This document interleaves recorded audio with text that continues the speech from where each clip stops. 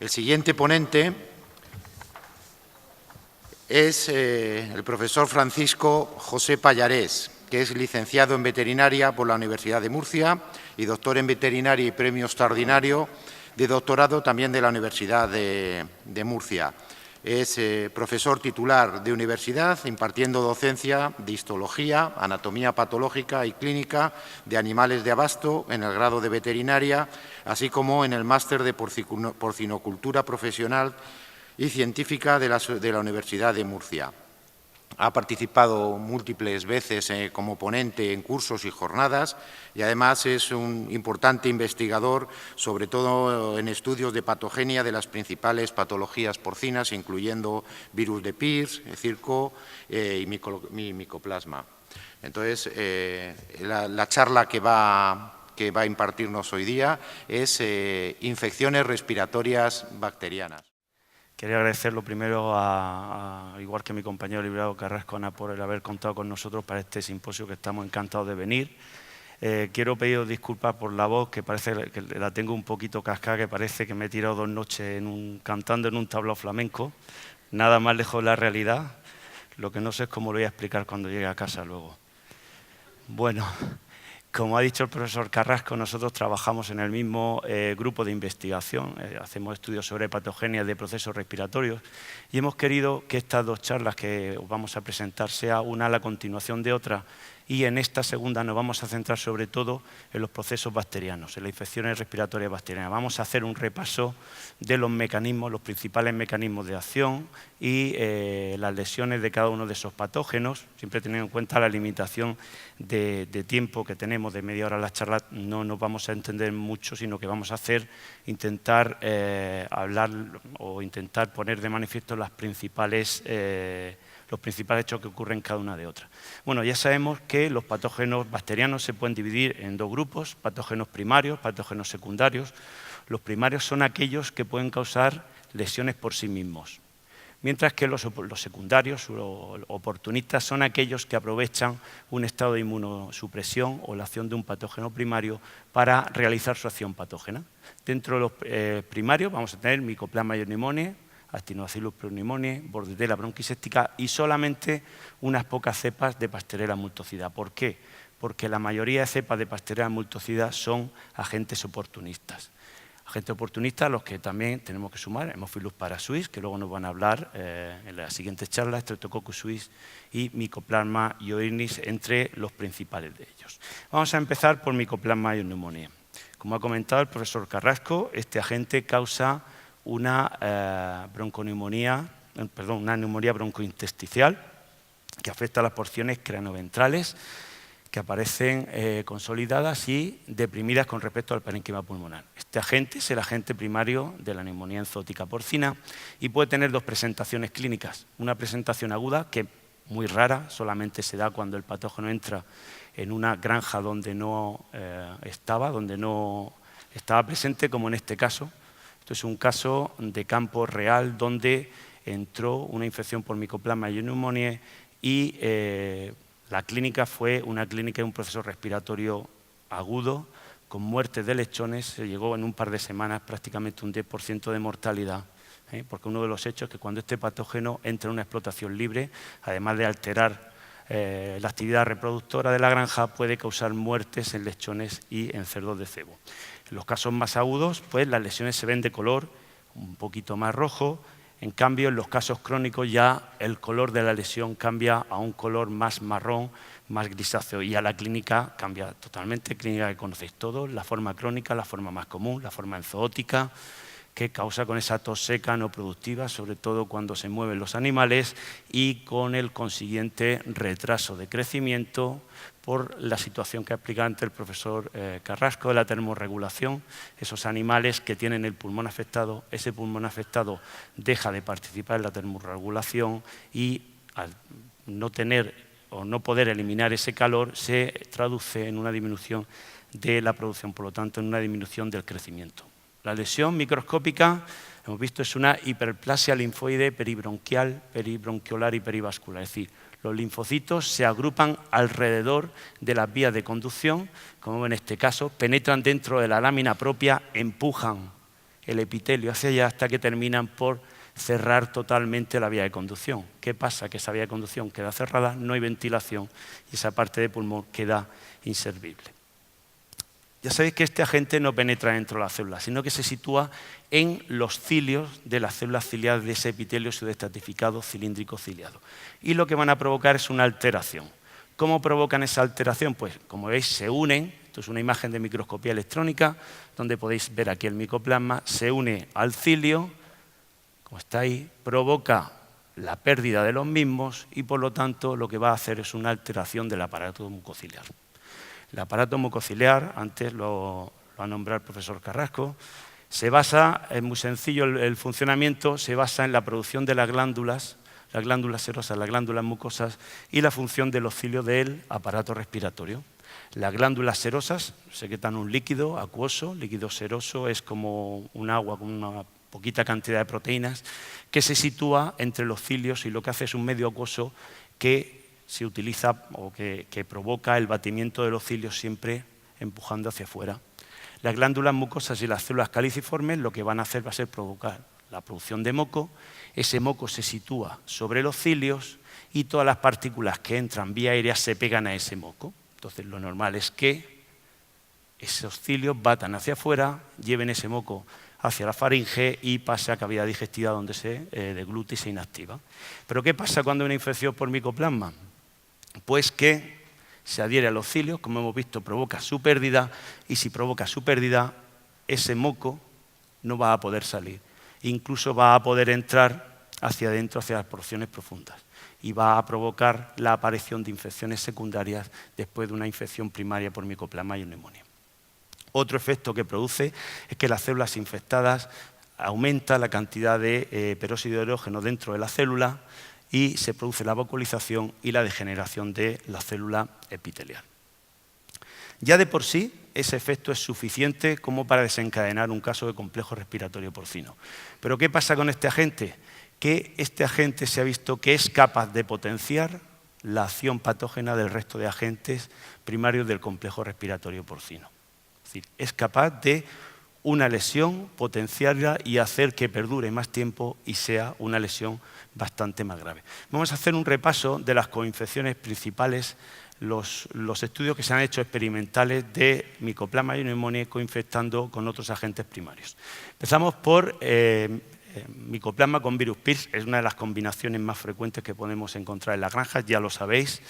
Los casos de complejo respiratorio porcino, pues encontrar micoplasma, encontrar PIRS es lo más normal del mundo. De hecho, hay un estudio de 2012 que vio que hay una correlación positiva entre los animales seropositivos a virus PIRS y seropositivos a micoplasma. Es decir, los animales positivos por serología a virus PIRS suelen ser en su mayoría también seropositivos a micoplasma y neumonía.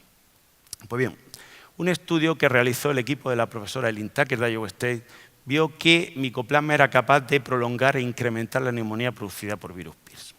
Lo que hicieron fue coger animales, infectarlos con micoplasma, infectarlos con virus PIRS y luego infectarlos con los dos patógenos al mismo tiempo.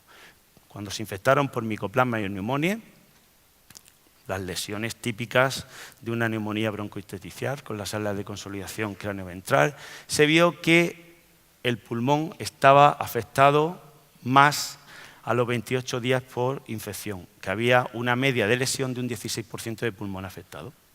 Los animales que se infectaban con virus PIRS causa una neumonía intersticial, como la que ha explicado el profesor Carrasco, ese pulmón con la lesión difusa por todo el parénquima, que no colapsa cuando se saca de la cavidad torácica. Se vio que la lesión máxima se alcanzaba a los 10 días posinoculación. En los estudios que hay realizado, lo que hemos hecho nosotros también, nuestro equipo de investigación, la lesión máxima en una infección experimental por virus PIRS suele ser entre los 10 y los 14 días posinoculación. Pues en este caso se sacrificaron a los 10 días y el porcentaje máximo de pulmón afectado era un 56%. Y luego, a los 28 días posinoculación, caía, no había complicaciones secundarias, no había nada, una infección experimental caía a un 1%, es decir, prácticamente desaparecía. ¿Qué pasa cuando se infectaban con ambos? Pues que ya a los 10 días por inoculación había un porcentaje muy parecido a la infección simple por virus PIRS, pero a los 28 días por inoculación había un 43% de superficie pulmonar afectada. De tal manera que de ese 43% que había, de las dos cifras que ponemos abajo, la que es la segunda cifra, la que aparece en verde, era el porcentaje de lesión que se podía achacar directamente a Mycoplasma pneumoniae. Es decir, que de ese 43%, solamente un 8% se correspondía a consolidación craneoventral producida por Mycoplasma pneumoniae, es decir, a esta lesión de consolidación craneoventral. Y la mayoría de la lesión era una lesión de neumonía intersticial producida por virus Pierce. Es decir, que se producía, se incrementaba la gravedad y se prolongaba en el tiempo la lesión. Pero haciendo estudios vieron que al revés no pasaba, es decir, que el virus Pierce no era capaz de potenciar la lesión que producía Mycoplasma pneumoniae. Por lo tanto, cuando hay una confección con los dos, lo vital es controlar Mycoplasma, que es el que potencia al otro patógeno. Pero esto, ¿qué explicación puede tener? Pues puede tener una explicación a nivel molecular, por esas citoquinas que ha comentado el profesor Carrasco, que son mediadores de la inflamación, que los producen células del sistema inmunitario, como los macrófagos, células inflamatorias, lo producen también células endoteliales, y que pueden tener diversos efectos. Aquí, en los animales infectados por los dos patógenos al mismo tiempo, se ha visto que hay un aumento tanto in vivo como in vitro de ciertas citoquinas. Por ejemplo, la interleuquina 1 beta, la interleuquina 8, el factor de necrosis tumoral alfa. Estos son citoquinas proinflamatorias. ¿Qué es lo que hacen estas citoquinas? Emiten una señal que recluta más células inflamatorias, por lo tanto, aumenta la gravedad de la inflamación, porque atraen más células inflamatorias. Es decir, hay un efecto de proinflamatorio por esas citoquinas. ¿Pero qué pasa? Que a la vez se ha visto que en estos animales que están doblemente infectados hay un aumento significativo, tanto in vivo como in vitro, de la interleuquina 10. La interleuquina 10 es una interleuquina antiinflamatoria. ¿Qué es lo que hace esta interleuquina? Inhibe, modula la producción de otras citoquinas y por lo tanto lo que hace es evitar que el organismo haga una respuesta adaptativa frente a ese patógeno. Entonces, por lo tanto, tenemos citoquinas proinflamatorias que traen más células y aumentan la gravedad, y por otro lado, citoquinas antiinflamatorias que lo que hacen es retrasar la respuesta adaptativa. Esto es un ciclo vicioso en lo que por un lado tenemos más lesión y por otro lado, como no hay respuesta adaptativa, vamos a tener esa lesión prolongándose durante más tiempo en el animal. En el caso de circovirus porcino tipo 2, también es una de las combinaciones más frecuentes que podemos encontrar en la granja, en casos de síndrome de adelgazamiento multisistémico por destete o circovirosis sistémica, que es el nombre que se le da recientemente, y en casos de complejo respiratorio porcino. Se ha visto en los estudios experimentales que hay con estos dos patógenos que Mycoplasma es capaz de potenciar la gravedad de las lesiones pulmonares y las lesiones de los órganos linfoides que produce circovirus. Además, incrementa la cantidad y la presencia del virus en esas lesiones y, cosa que se había visto ya a nivel clínico, aumentan los casos de circovirosis sistémica. Estos son los resultados de un experimento que se hizo también en Iowa State por Tania Opresny, donde se hizo una cosa muy parecida al experimento anterior, o animales infectados con Mycoplasma, con circovirus y con los dos. Cuando se infectaban por Mycoplasma, la lesión máxima en este caso fue a los 21 días, un 16% de pulmón afectado, y bajaba a los 35 días, un 10 aproximadamente. Los animales que aparecían infectados por circovirus, el porcentaje de lesión era muy pequeño, es decir, a los 35 días posinoculación apenas un 1%, había muy poca lesión. ¿Y qué pasaba cuando infectaban con los dos? Que a los 21 días el porcentaje pulmonar era del 33% y a los 35 días un 24%. De eso, como en el caso anterior, de ese porcentaje total de lesión, a los 21 días un 22% era achacable a Mycoplasma y a los 35 días de ese 24% solamente un 6,5%. Por lo tanto, se veía que Mycoplasma era capaz de provocar un aumento de lesiones en los animales infectados por circovirus. Además de eso, hemos dicho que se vio también que incrementaba la cantidad de antígeno vírico y durante más tiempo. ¿Por qué podía ser? Pues porque sobre todo el virus tiene tropismo por ciertas células, células de la serie macrófago y células dendríticas.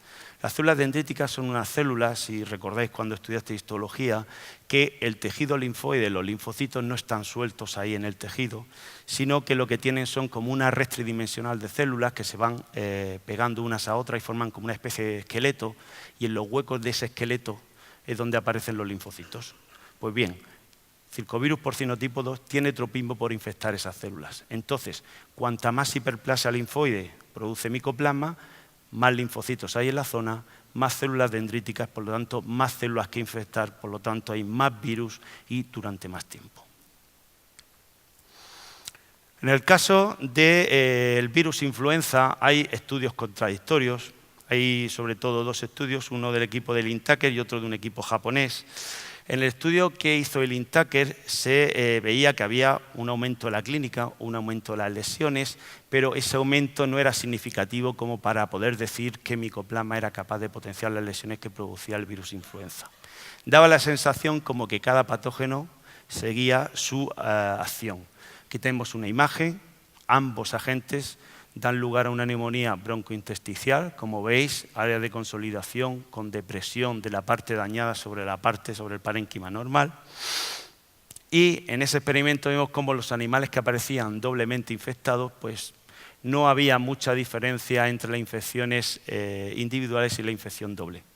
Es decir, una de las conclusiones del trabajo era que todo esto iba a depender de la gravedad de cada uno de los patógenos. Si la cepa de micoplasma, la cepa de virus de la gripe eran más patógenas, habría más lesiones, y si fuese menos patógena habría menos lesiones, pero no había potenciación. En cambio, un estudio que hizo un equipo japonés, lo que hizo fue coger animales infectados con micoplasma y después, 7 y 14 días después, infectarlos con una cepa poco virulenta de virus influenza. Y lo que vieron fue que al infectarlo con la cepa poco virulenta, 7 y 14 días después, había un aumento muy significativo de las lesiones. Entonces, en las condiciones de este experimento vieron que sí, que micoplasma era capaz de potenciar la acción de una cepa poco patógena de por sí de virus de la gripe.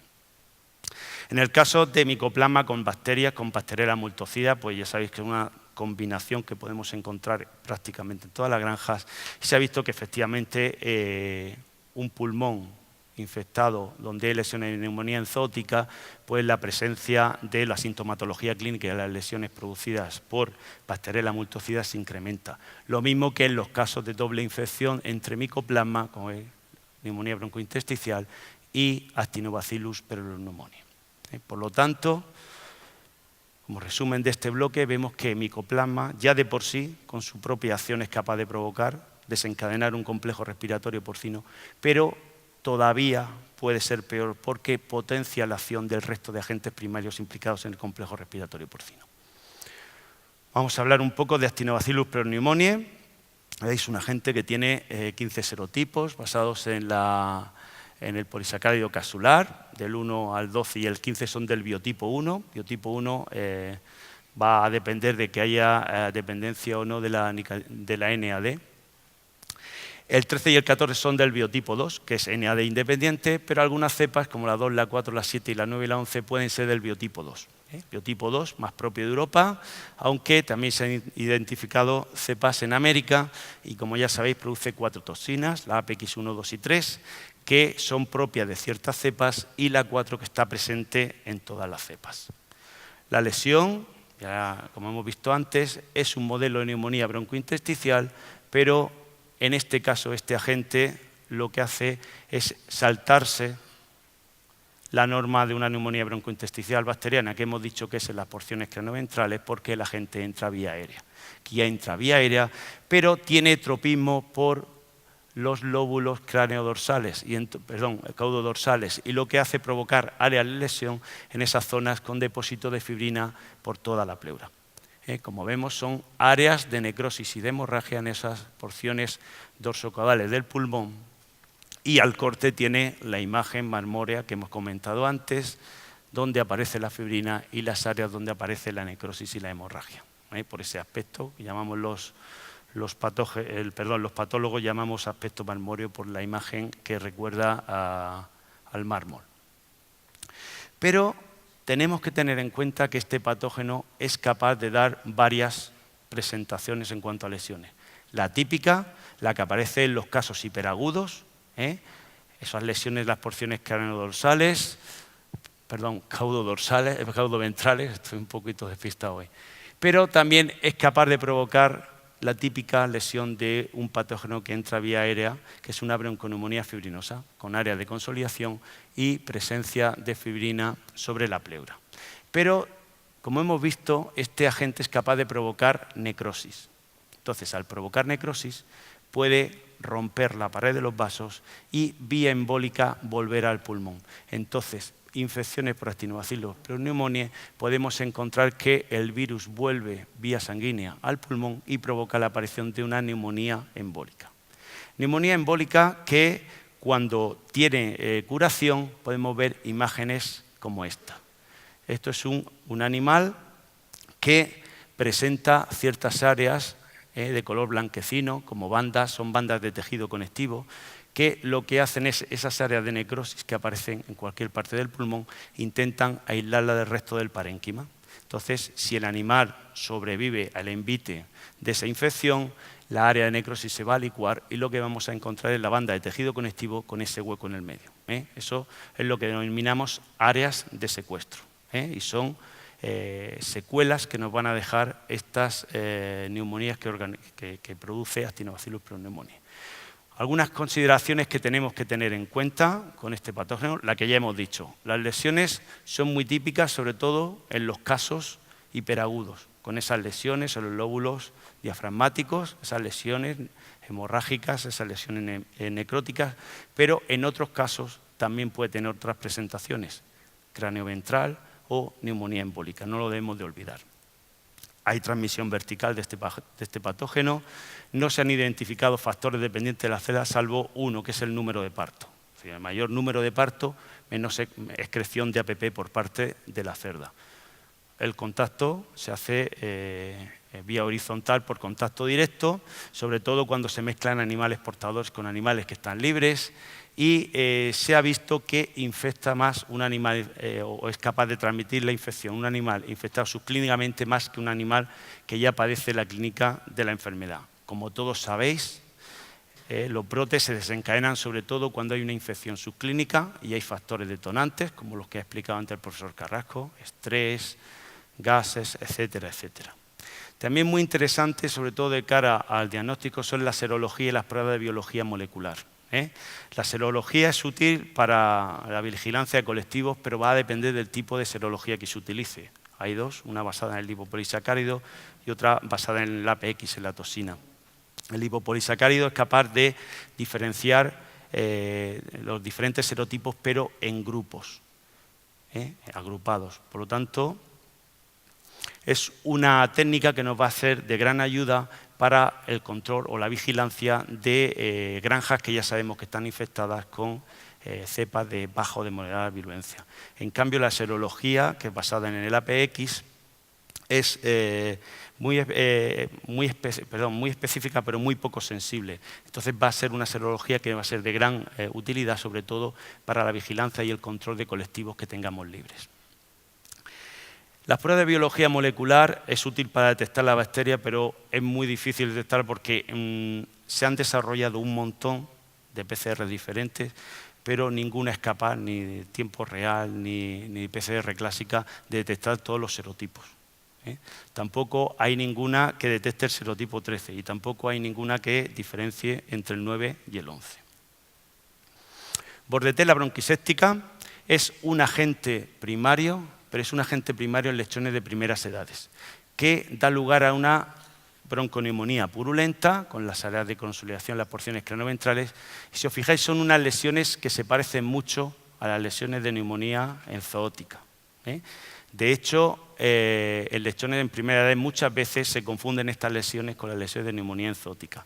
Pero tenemos que tener en cuenta que este agente Bordetella es un agente primario, sobre todo en lechones de primera edad, lechones lactantes. Entonces, cuando aparezcan este tipo de animales, lesiones de este tipo, lo más probable es que sea una infección por Bordetella, porque a estas edades es muy poco frecuente que hayan desarrollado ya esas lesiones de neumonía enzootica. Y una cosa que nos va a ayudar mucho es que este agente va a provocar la aparición de una rinitis atrófica no progresiva. Este agente se pega a los cilios del aparato respiratorio, la cavidad nasal sobre todo, provoca alteraciones del aparato mucociliar y la toxina lo que va a hacer va a ser llegar al hueso y provocar la sustitución del hueso por tejido conectivo.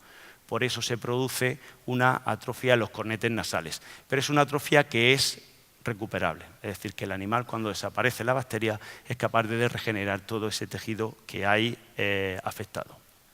Pasteurella multocida es un agente que causa una bronconeumonía, como en este caso puede ser con depósito de fibrina, aunque en la mayoría de casos es de tipo purulento, con consolidaciones cranoventrales, donde vemos el depósito de pus en esa zona, y en los casos crónicos puede dar lugar a la aparición de este tipo de imágenes, donde se ha provocado la aparición de abscesos, como ya ha explicado antes el profesor Carrasco, pero abscesos solo en las porciones cranoventrales, lo que lo va a diferenciar de un proceso que se ha producido vía embólica. Es decir, en un proceso embólico vamos a tener este tipo de lesiones o podemos tener este tipo de lesiones por todo el pulmón, pero en un proceso crónico de una bronconeumonía purulenta solamente tendremos esos abscesos en las porciones cranoventrales. Normalmente el tipo de Pasteurella que está asociado a la lesión neumónica suele ser el tipo A y en menor medida el tipo D, aunque el tipo D y en menor medida el tipo A, junto con Bordetella y otros factores, como ya conocéis, son los que se desencadenan la aparición de la rinitis atrófica progresiva.